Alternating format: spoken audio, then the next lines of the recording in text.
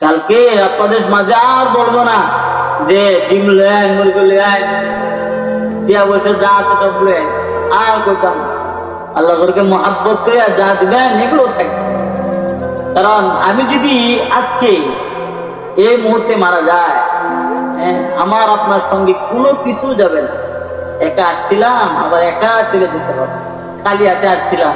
যখন পৃথিবী জমিনের মধ্যে আমরা আসছিলাম, কোনো কিছু কিন্তু নিয়ে আসি নাই, একা একা আসছি, বিবস্ত্র অবস্থায় আসছি।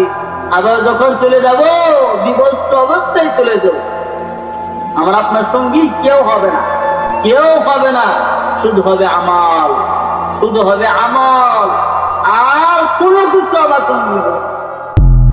কবরের সাথে আমি যখন মারা যাব, আমাকে নিয়ে যাবে অনেক লোক।